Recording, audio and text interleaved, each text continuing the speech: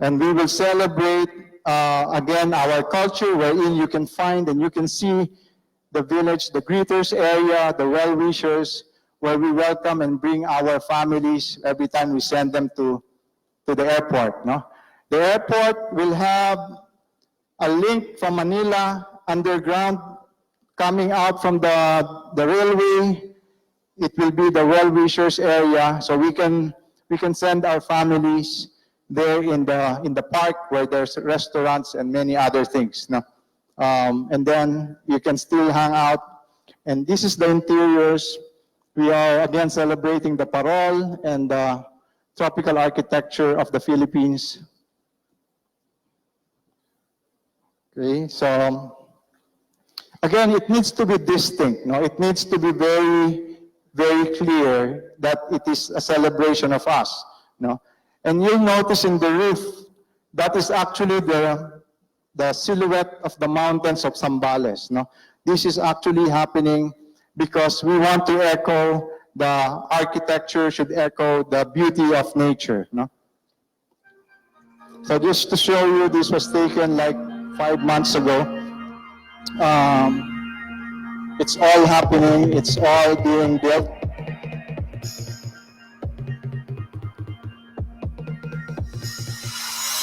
But this is something that we can be proud of. The architecture, the height is taller than the Hong Kong airport. It's going to be grand. It's going to be very spacious. It will have the view of the Zambales Mountains and also the Arayan.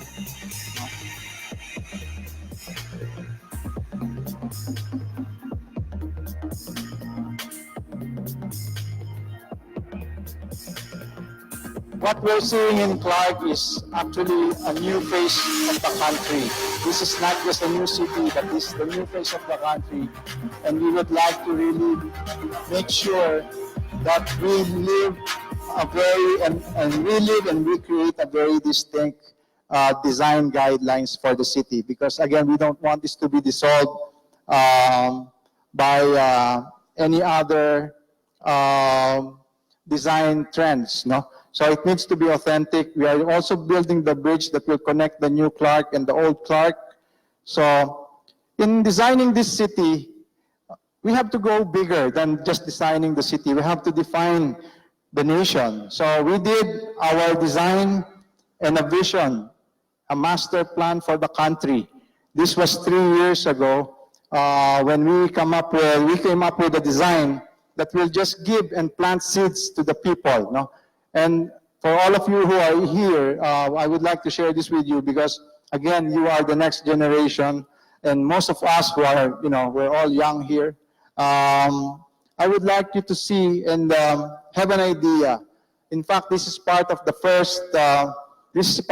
flagship project that was conceptualized from the beginning of this administration. But again, the idea here is to make the dream constantly available so that the next generation, the next technology, the next investments can come and develop our country together as a part of our collaboration. So quickly, I would like you to see this video.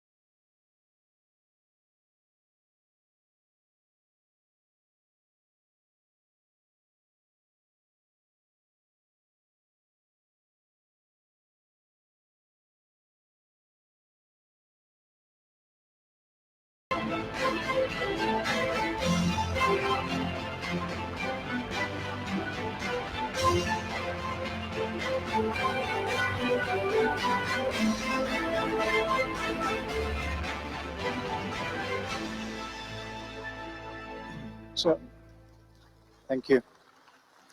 So this is the Luz Women, the vision. This is not my project. This is a project of every Filipino. This is our project. This is the project of our next generation. We're just putting it together. We're just presenting the vision to everyone. So, and right now, just to give you our latest project, in trying to refine and trying to define who we are as a country, as a nation, I mentioned a while ago that we have to be a gift to the world. We are not here to compete. We are here to coexist with the rest of the beautiful countries around the world.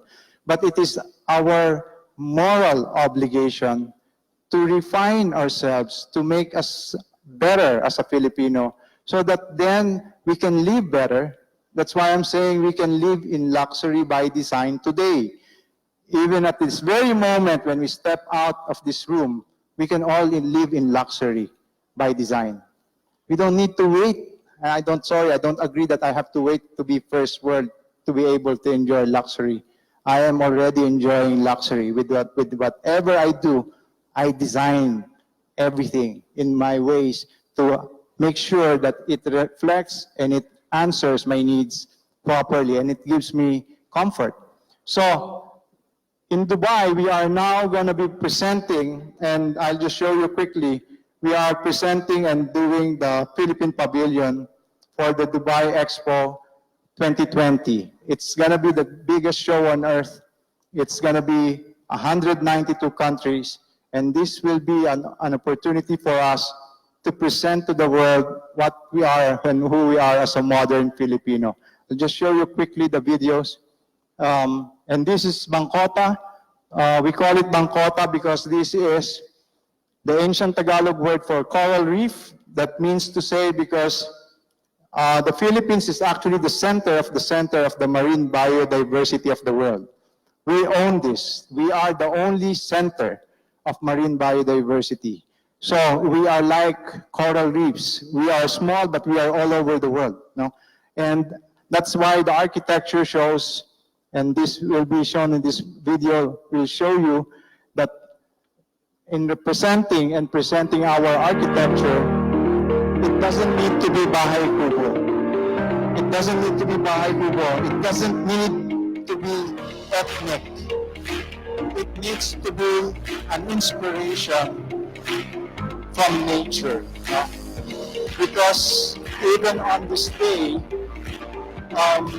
what we are trying to do in the event, in the actual event, there will be a day, a national day, which is March 16, 2021, we are using that day as a national day for the Philippines, and we are declaring the 500 years of Magellan's arrival to be day one. Day one because that will be the day that we will reset the minds of the Filipinos that our history is not limited to the time of the 500 years where the Spanish arrived. We, as Filipinos, our history goes back farther than 500 years.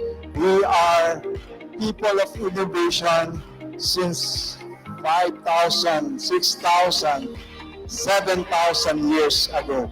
No? We are a people of creativity, and that is the freedom that Bangkota will represent in the Dubai Expo. We will claim our freedom in terms of mindset, in terms of thinking that we are always been great people, and not because we were discovered. In fact, we discovered Magellan. He did not discover us. Thank you so much. So this is Bangkota. And again, thank you for listening.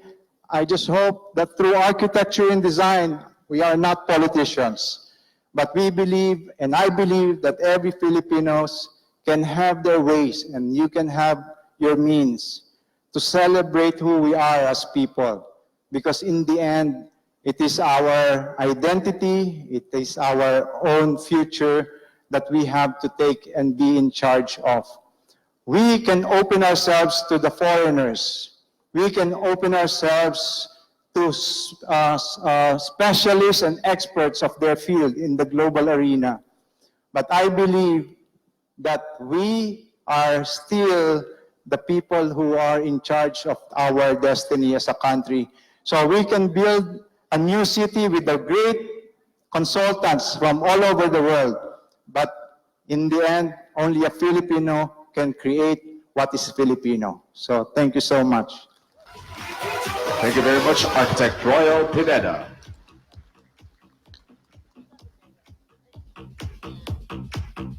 How can art and artificial intelligence affect your health?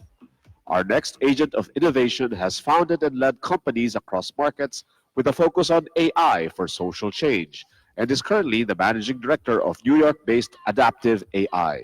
He is also known as a pioneer in social gaming and a philanthropist who serves at the Innovation Council for the UN's World Food Program and board trustee at For the Women Foundation. Let us all welcome Mr. Carlo Almendral. Go.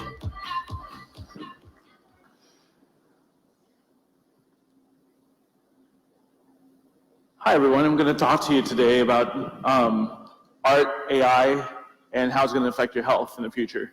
Hopefully, it's going to be closer to the present. But really humbled to be here. Thanks for staying. I know they save the best for last, and Reina's last, so I'm going to get out of your way pretty quickly. There's a growing health crisis around the world, right? The US has the best data around this. There's more anxiety, more serious psychological distress in every age group, especially in the young ages. And that's not necessarily all because of Facebook and Instagram, but I'm not saying it's them, and I'm saying that it's not them, right? There's definitely correlation to that, and a lot of people have brought this up about algorithms and how Facebook and Instagram kind of drive anxiety. I'll show you a little bit how that works. So some of you probably remember the Cold War between Russia and the US. The USSR and the US.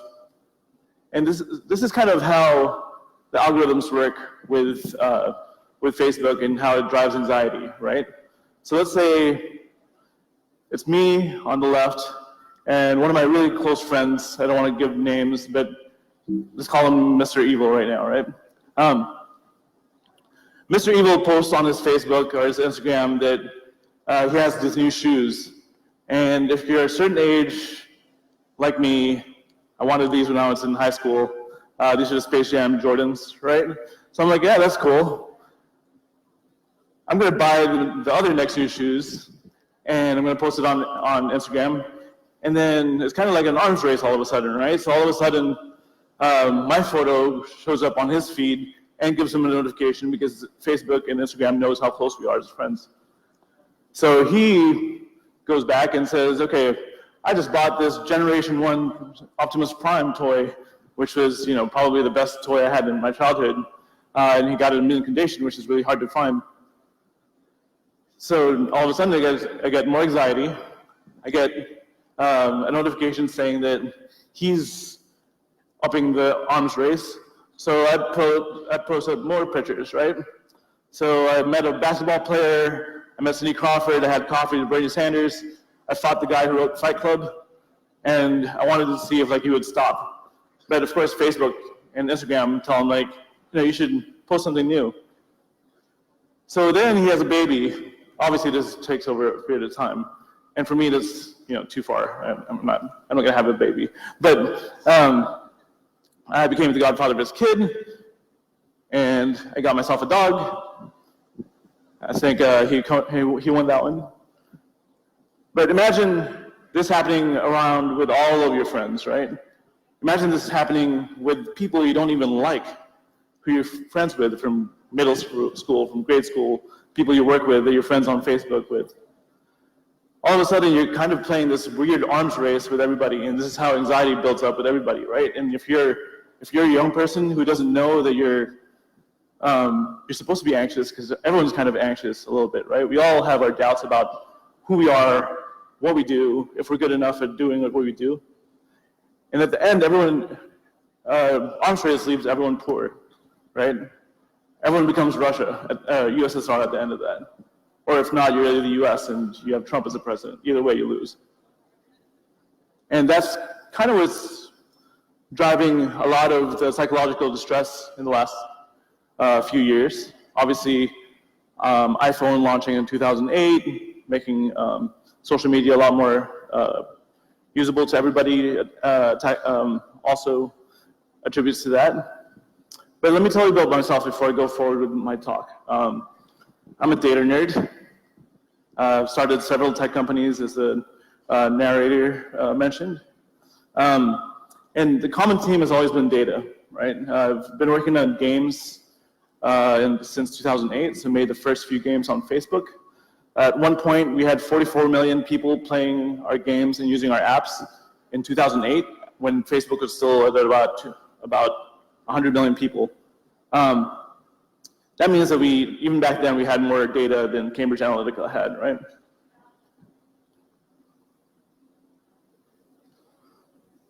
And how we did this, there's a lot of marketing, probably a lot of marketers right here, but how we did this was not because of demographics. Facebook and Google tells you to go use the demographics to target your audiences. But they do that because it's kind of inefficient, right? It keeps you spending money on the platform to buy more ads. What we did differently was a lot like what Cambridge Analytica did, was psychographics.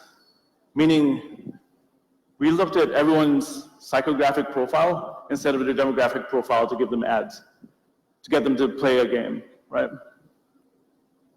And this works because we're all individuals. We're not demographics, right? There is no average person. This seems like a family show, so I won't get into the anatomical details of why there is no average person. But everyone has a unique psychological profile that we all bring. Eventually, I came to this realization, right? There has to be more to life than being really, really ridiculously good at getting people to click on stuff. And so I started doing startups that actually help the world as well. So at first, I was working on a dog company that also got dogs adopted. That eventually sold that company. What brought me to the Philippines was to start a school teaching women data science for free. And this is the only school in the Philippines that doesn't require anyone to have a technical background. 93% of the women who come into the program don't have a technical background before they get into the program. And they all get hired about 4 weeks after the program. And all the while learning more and more and more about artificial intelligence and data. And I really suggest that you look at Fast AI. It's a website, fast.ai. And I taught myself this last year. What I wanted to do was learn more techniques in AI because I was in the Philippines. I didn't know a lot of people. I don't have a lot of friends. I wanted to make my own friends. So AI was the answer. This is not one of the friends I made. So this person kind of looks familiar, right? You probably don't know her. Maybe you know her. She's actually a person made by AI. This is not a real person, right? So we started off trying to make faces with artificial intelligence. And then eventually I went to New York and met with a group of people who are also doing this, kind of the same thing, and we applied it towards art. And I want you to think about AI outside of a robot. Think about it as in terms of software, right? It's creating a concept of an image on a computer. And I started making art, and we started selling art. All of a sudden, I had to learn, like, what was the art industry? How do they buy things? Turns out it's pretty crazy. We sold some pieces. Here's a few. And sometimes it's creepy. Sorry, this is the first time I'm seeing it this size, so sometimes it's not.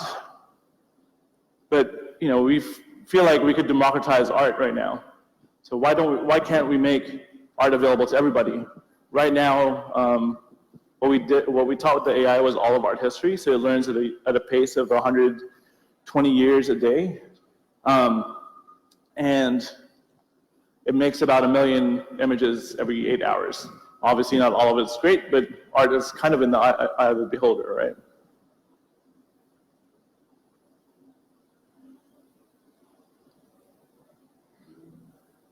This looks like kind of a molecular universe. This is actually an approximation of all the art that we've made. We try to visualize it in a cool way. Turns out it was cool, but not really that useful, but still cool to look at. And then in May, kind of the unthinkable happened. One of my family members ended up in the hospital. So I had to come back to the Philippines really quickly. And while I'm in the hospital,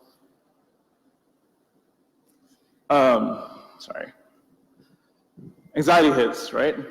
And same kind of anxiety that you get when you see all your friends doing better than you. All of a sudden, I'm in the hospital and I don't know what to do next. I'm waiting for my family member to get better, and even when she's sleeping, I'm in the waiting room, and I can't, my mind just wanders all kinds of different places. Turns out, a lot of people are not happy going to hospitals, right? Most people are not happy going to hospitals. Maybe if you're a doctor who gets paid well, you're happy going there. But it's such a bad experience that they started measuring this in 1983.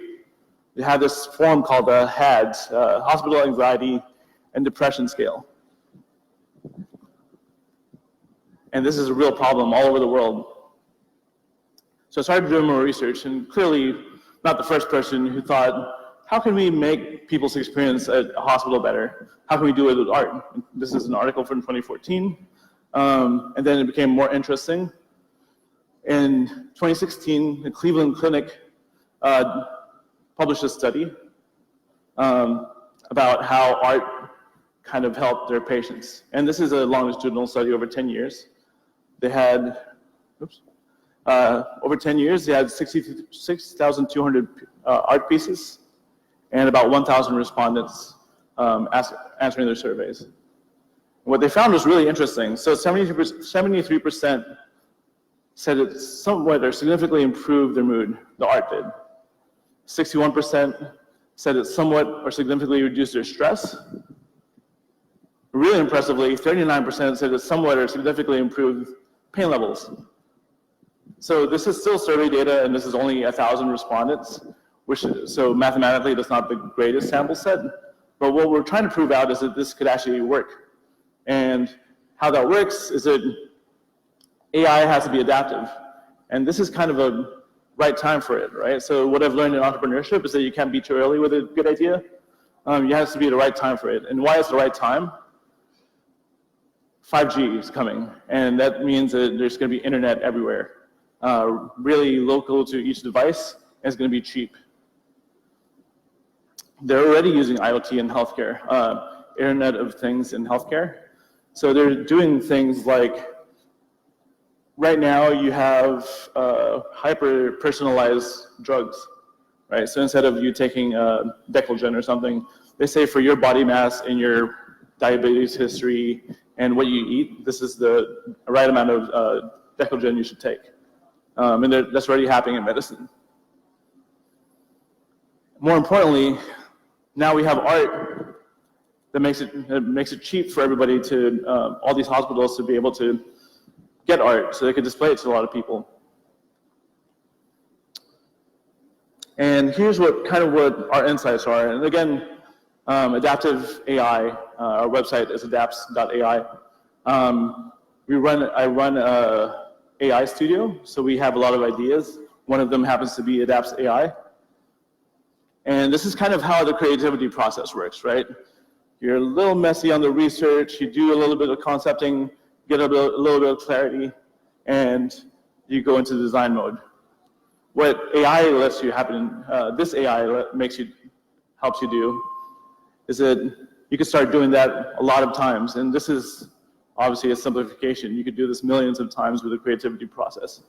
And we kind of have to rethink about how we understand creativity when it comes to art. Because if you're an art history or you're an art history major, or you're an art aficionado, or you have a friend who's really good at analyzing art, this is what they're going to tell you. Mona Lisa is a perfect painting because of the golden mean. Leonardo da Vinci thought about all kinds of whatever, right? Actually, that stuff doesn't, you have to rethink that. It actually doesn't matter as much as you think. And part of that is because the artist is also trying to tell the subject something, right? But that doesn't always translate because we all have different experiences. We all don't see what the artist is trying to say because everything's kind of a personal experience. It's not the world telling us how the world should be. It's us experiencing the world and deciding what it should be for us. And on average, a human responds to a visual simulation in 0.25 seconds. So without even being able to analyze what all of this means, you already have something that you're responding to with this. And that's what we're building the AI for. So, quick example. If you look at this, there's kind of an old woman there in red. It may be a little bit scary, right? When I first saw the AI make this, it was in the middle of the night. And my initial reaction was to ask my girlfriend to look at it. And she was like, yeah, that's creepy in the middle of the night. For me, this is actually, reminds me of my grandmother. The last photo I took of her before she passed away. She loved red and gold. But this just shows you that you can change your attitude about what the art piece based on who you are as a person and what your experiences are. And that's kind of how art affects mood and health. And now, how we plan to do this is that if you have a Fitbit or some kind of heart tracker, we could start monitoring how your heartbeat is going and serve you the right kind of art. Same kind of technology that Facebook and Google serves ad to fat shame you into taking whatever supplement. Same thing. And we're using psychographics again, right? And hopefully, we think this will help affect people's anxiety if we could truly democratize art, not just the understanding of art, but just making it available to everybody. Because right now, you kind of have to go to different places to enjoy art. We want to make this available to everybody, everywhere. And we think AI art is not going to be perfect for everybody, but it should drum up some serene feelings for everybody.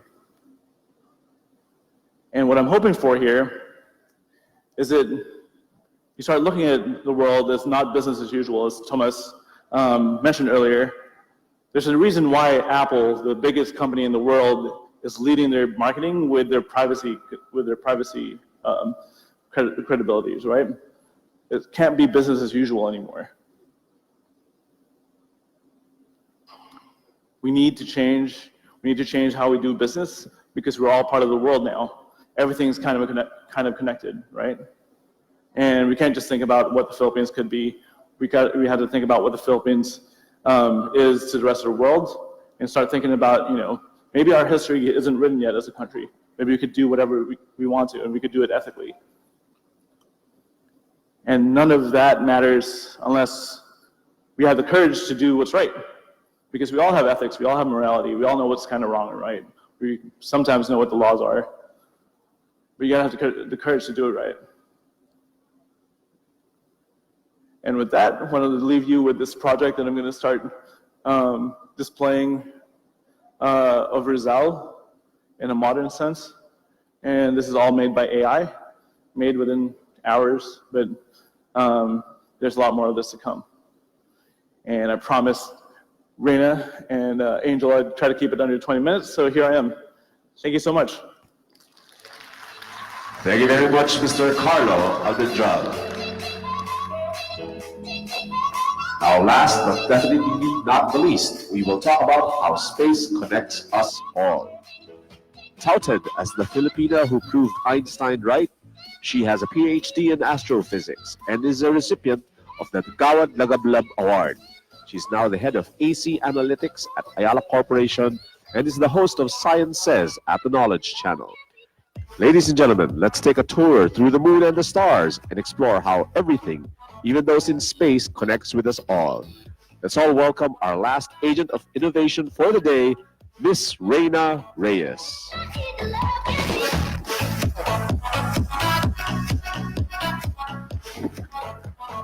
Good evening, everyone. I have the privilege of being the last talk of the day. Thank you all for staying. I also have the privilege to, after following a full day packed with inspiring ideas and talks, to share with you something a bit different and to take you out into space.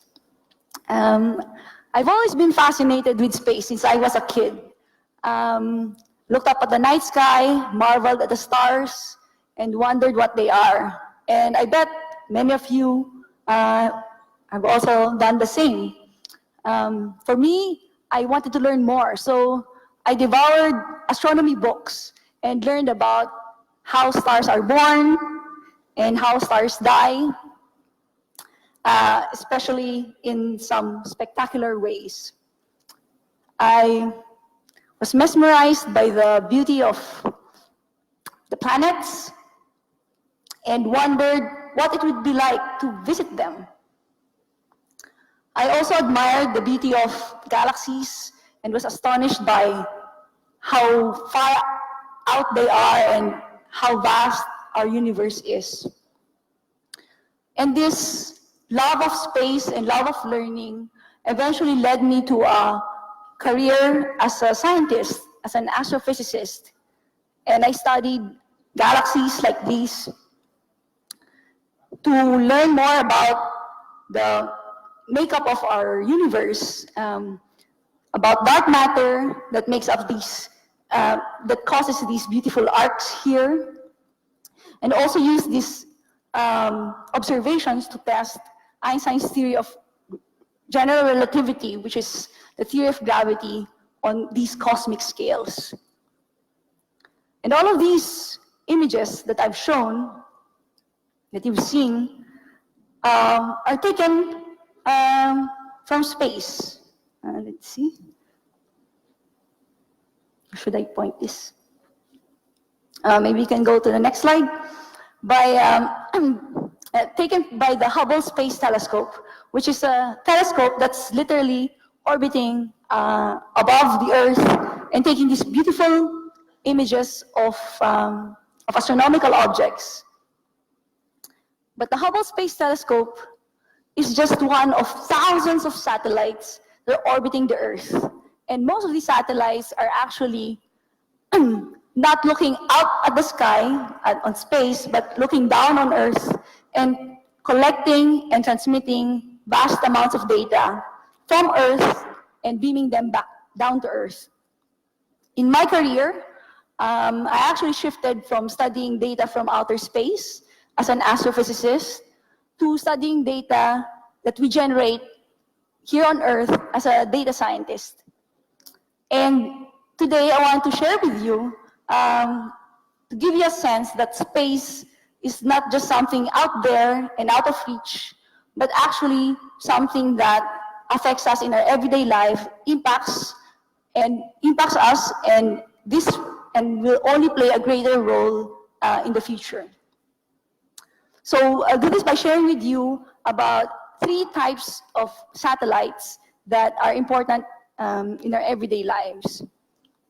First one is our satellites called Earth observation satellites, because they carry cameras that are pointed out on Earth to observe our lands and our seas, including our very own Diwata-1 microsatellite, the first Philippine microsatellite developed by a team of Filipino scientists and engineers working with teams in Japan. This was launched back in 2016 and followed by Diwata-2, which launched in 2018, just last year. And it's an exciting time for the Philippine space program with a growing number of Filipino scientists and engineers developing our next set of satellites that will be launched out in space, and with the establishment of the Philippine Space Agency just a few months ago. So the future is bright, and our country is poised to join the community of spacefaring nations worldwide. There are also special types of satellites that are focused on weather. So the Himawari satellite here is operated by Japan Meteorological Agency, and its observations are important for meteorological research, weather forecasting, and important for us, tropical cyclone tracking. This is actually an image taken by the Himawari satellite just a few days ago, and it clearly shows Typhoon Tisoy just before it made landfall in the Philippines. And this is a video showing the images taken over a 12-hour period. Can we play it? And that's available on this website.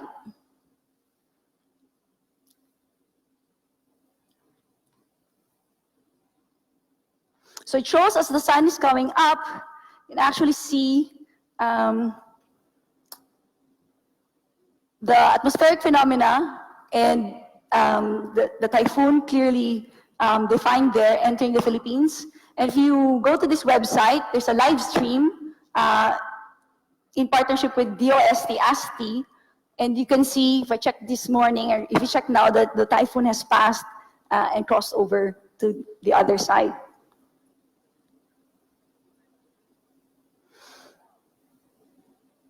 So clearly, these satellites are important for not only preparing for disasters, but also in disaster relief and recovery efforts. Next slide. Okay. The next type of satellites that I want to talk about, which is also very important to us, are the GPS satellites, right? Global Positioning System satellites that we actually interact with through our mobile phones and devices many, many times a day, even without us realizing it. But this constellation of 31 satellites with always 4 above us are able to tell us exactly where we are. And can you go back? And these satellites are actually getting an upgrade.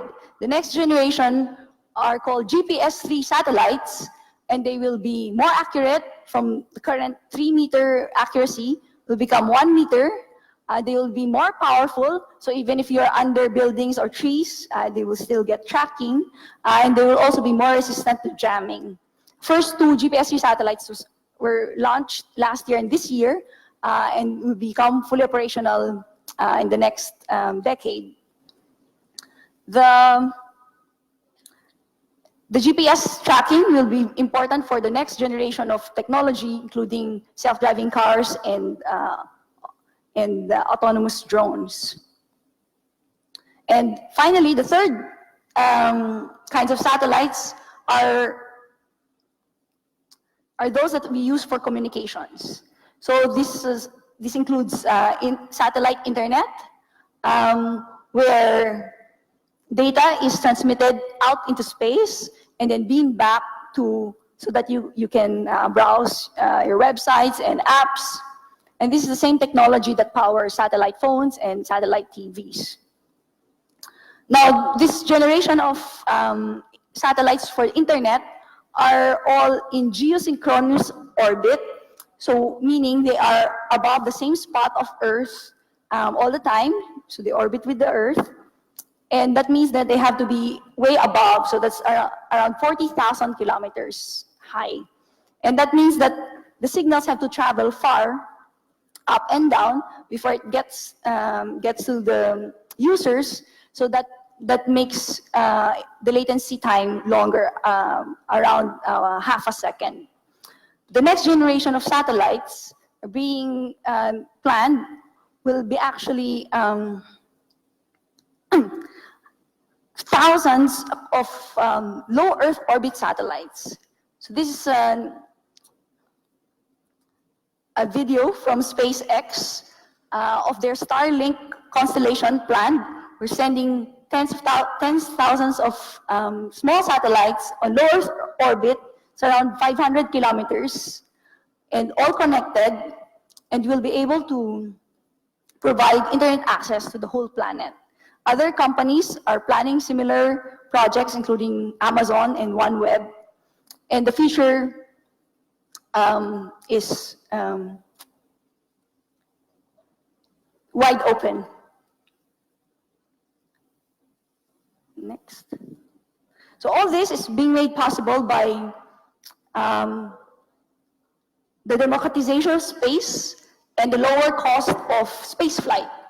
So showing here the rocket launch just last November of SpaceX's Falcon 9 that brought 60 Starlink satellites into orbit. And this was also a historic flight because this particular booster is the first booster that has made more than three launches. And this means that we are now in an era where we can think about space travel.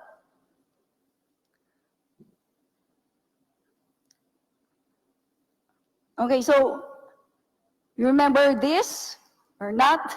And another milestone that just celebrated 50 years, actually 50 years ago, the Apollo 11 moon landing, the first humans on the moon. And it's a big achievement of humanity. And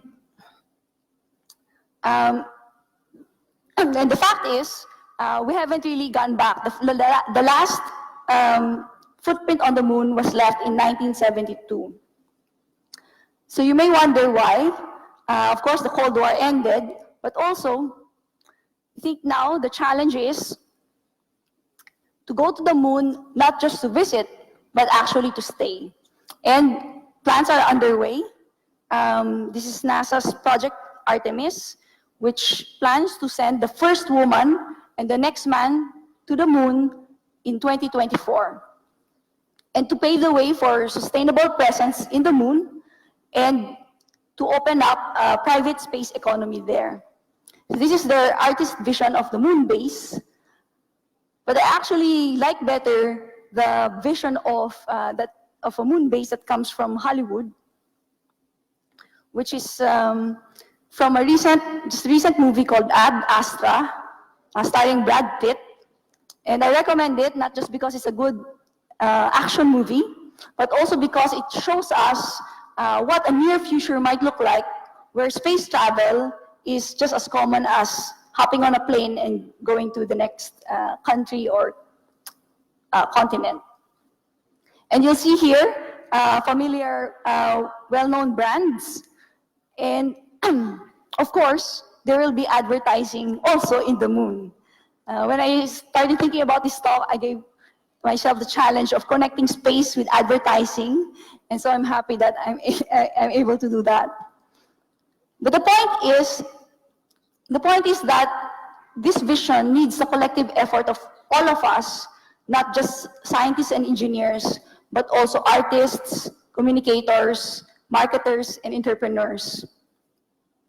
And I'll end with an invitation to all of us, especially the younger ones here, to be part of this new space age and bring humanity to the next frontier. Thank you very much. Thank you very much, Ms. Reina Reyes.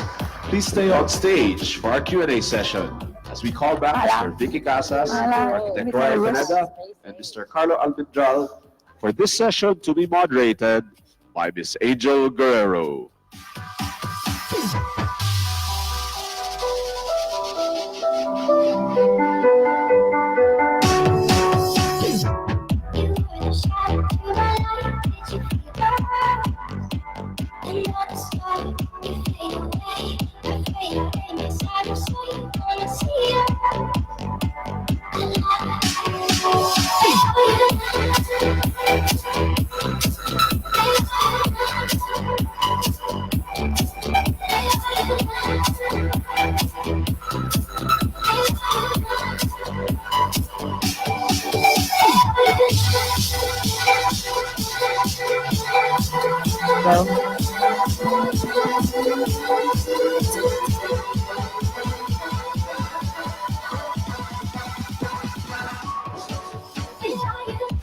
Hello. Hi there. Good evening, everyone. Wasn't that amazing? My God, this is the last 4 speakers has given us a vision of what the future can be like. We've seen visions come true with Architect Royal, and we've seen how sound impacts on our lives through Vic. We've seen how adaptive AI can help our mental state, and we've seen how space can lead us to another realm that we never thought would happen in our time. So it's really a fantastic time for us to be in front of these people to end the Connectivity Economy Festival with them. In fact, I was just thinking, aren't you thinking as you watched all of them, imagine if they collaborated. If Architect Royale built something on the moon that she is mapping, and adaptive AI is, projecting stuff on the wall that impacts what we do, and then the sound design is done by Vic. Don't you think that's a good plan? So that's the purpose of this connectivity economy, is that you get a chance to see and listen to people that we're not used to listening to. When this festival was curated, to find these individual talents and areas of expertise and put them all together so you can listen to them can really open up possibilities that you never thought that would exist, right? Now, you have a fantastic vision for the Philippines, and your vision has come to life in many ways, from the Southeast Asian Games sports arena to now the Dubai 2020. But what interests me the most, and I think everyone was looking at it, was the Luis Viminda Bridge. He's saying that he's passing this on to a next generation. But I think it should be happening now. Yeah. Agree? So I asked him the question, I want you to listen to his answer. Why isn't it happening now? And why is it the next generation's got to take on this vision that he has? I've seen this presentation a few times, and I want to see it again. The vision of Luis Viminda, the video should be shared many, many times until this dream comes true. So can you tell us, what are the hurdles you're having to make this dream come true?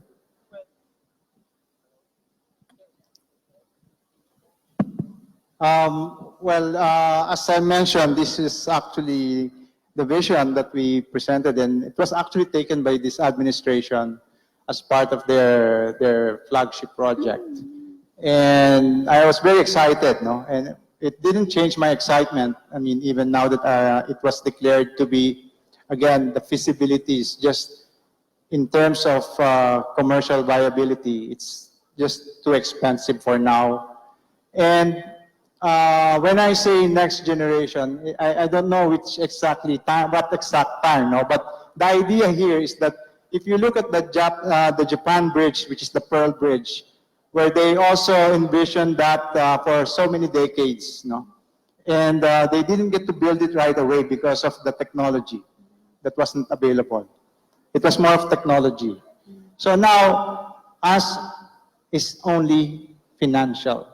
So in the end, when we presented this design 3 years ago in Taipei, in fact, an engineer and a developer from another country came to me and said, "Excuse me, architect," he asked me, "Are you the curator, and is this a serious project of your government?" I said, "This is my vision for the country." And he said, "Are you from Harvard?" I said, "No, I'm from Polytechnic University of the Philippines." And then he said to me, "You know, this is how we think in Harvard." I said, "This is also how we think in the Philippines. We think of a vision. We think of something that's good for our country."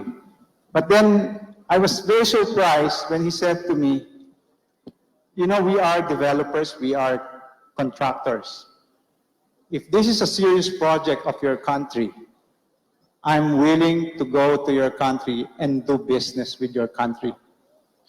That moment made me think, and right away I was so excited to come home and share this to the government, because that was a moment that I told myself, our country will never progress if we do not know how to dream for ourselves. We have to dream, we have to discover, and we need to evolve as a country. So that was my take. How much does that bridge cost? How much would that bridge cost? How much would that cost, the bridge? Well, it's going to be billions of dollars, so easily it can be a total of 20 billion US, so even more. No? These are just the rough figures that's coming out, but it can be more. The plans are made. So you have any ideas? Maybe sell Marlo? three years worth of We'd love to hear your I was going to ideas say on the maybe bridge. sell 3 years worth of Not the AirPods. AI that makes money. I don't know. Yeah, and if and that's the thing, you know, I'm putting it on the table for conversation. We can talk about it. We can find ways. You guys, you know, we can all dream about it, and maybe you have a solution for it, you know. And these are 3 bridges. We can start with one. You know, but the fact is that we will soon all connect. Luzon, Visayas, and Mindanao will eventually have a spine, like a person. We need a spine. We need a spine. So today is literally about connectivity. It is, absolutely, absolutely. Do you see sound playing in any of these areas? The bridge part, no, but I really loved his talk. I mean, we were all telling each other how much we were inspired by each other's talks. You know, we come from different fields, and yet, you know, the space talk blew my mind. The art by AI, wow, I never would have thought. And his slides, I was just taking pictures of everything. You know, it's gorgeous. That's all I want to say. Just imagine every island that you land or drive. Now you can drive, right? Yeah. Before, if you are driving cross country in Europe and interstate in the US, here you are driving inter islands, and you can stop in every city with the beautiful music. We should create music just for that. Now, I just want to hear Reina's perspective. You know, you come from space. You think about space, your mind's in space. And, you know, you mentioned the satellites are built by Filipino scientists. I mean, we are doing incredible work in the country. But also you say that the satellites that are out there are also, their eyes are on the globe, right? They're tracking everything we're doing. They're mapping everything we're doing. It's a good thing, right? And now you're working for Ayala Corporation, which is very infrastructure-led. So how do you think science and mapping and satellites can help infrastructure architect? How do you think you could work together? Right, of course. The whole movement now of big data and data science is all about driving decisions, better decisions based on data. So not just making decisions based on intuition or based on what has always been done, but actually being guided by what's empirical, you know, what's really happening. And all of this goes into design, proper design, and it's a collaboration between humans with our asking the right questions and machines, AI, that is helping us sieve through a lot of data more than any human can do for themselves, and guide us to the right answers and the right decisions. And hopefully this will also be done for all sectors in the Philippines, including our infrastructure and government. So you said do applaud. You're saying space travel is now getting cheaper, right? And there's potential for us to put ads on the moon, you said. Is that a reality, really? He can build something on space one day? Oh yes, definitely. So my dad is here. When I was very young, we used to talk about and dream about buying a ticket to the moon. And it was just like, there was a catalog actually that was selling it. But now with SpaceX leading the way, actually Elon Musk, but there are also other private companies, space tourism is now a growing business, and SpaceX in particular has a plan to bring hundreds of people to Mars with a cost that's 250, if I remember correctly, it's like $250,000. So if you convert that to pesos, it's, help me, 50 million pesos or something like this. So it's not a small amount of money, but it's also not impossible, right? And the idea there is that by making rockets reusable, just like airplanes, space travel can now become for more people, and then eventually people will actually settle in Mars and the moon, and will become a multiplanetary civilization. Now I'm going to combine Vic and Carlo, right? Sure. So you have adaptive AI for art. You can have adaptive AI for sound, right? How can you guys work work for wellness and health? By making, sport, by making a I lot mean- of money. Again? By making a lot of money. By making a lot of money. You know, we immediately talked about it right after his talk, because he was describing the same thing with adaptive AI, right? The concept is adaptive AI, that everything can adapt to you because it can be hyper-personalized. The application right now is art and spaces, but absolutely, you know, as an architect too, you know, sound adds to most of the experience, right? Yeah, what I learned today is the 180 BPM. BPM. Let's give it a try outside. So there's a rhythm to life, guys. If you want to be good at, you know, you want to train yourself and move to a certain rhythm, there is a science to that.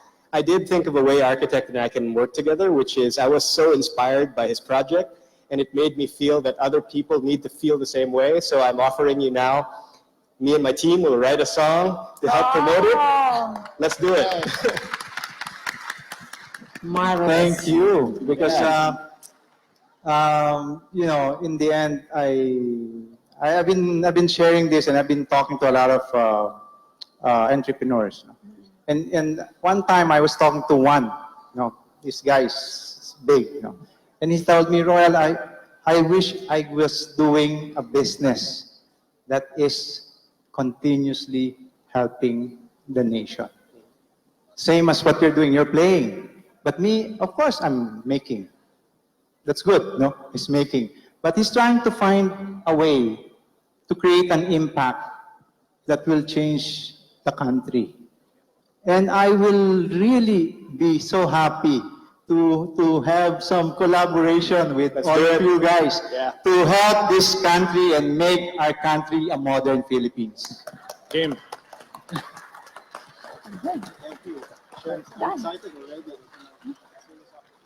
So on that note, I'd like to end the Adobo Festival of Ideas on the connectivity economy. And I hope it opened up your minds for the possibilities of connecting the unconnected. Thank you very much. Thank you very much, architect. Thank you, Thank Angel. you, Vic. Thank you, Carlo. And thank you, Reina.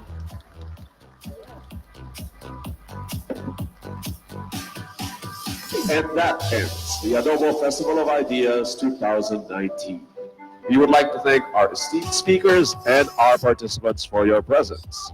We would also like to thank our partners, co-presenter Jollibee, major sponsors, Facebook, Jollibee, Lazada, Globe, minor sponsor, ASUS Expert Series, Business in Style, venue partner, Resorts World Manila, production and logistics partner, Artist Space Inc., creative partner, Wonderman Thompson, videographic partner, The Acid House, sound design production partner, Hit Productions, partner organizations, Animation Council of the Philippines, Design Center of the Philippines, United Print Media Group Philippines, Philippine Association of National Advertisers, International Association of Business Communicators, Caliber, Asia Pacific Stevie Awards, ticketing partners Ticket to Me, Ticket World, PR partners Greenbold Communications, Page One, Mullenlow Philippines, Fuse, and our media partners Page One, Rappler, Chalk.ph, ANCX,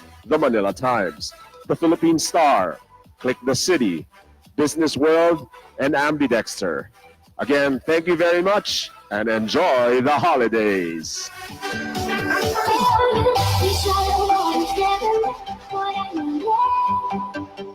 I'm letting go a deeper dive, eternal silence of the sea. I'm breathing alive. Alive.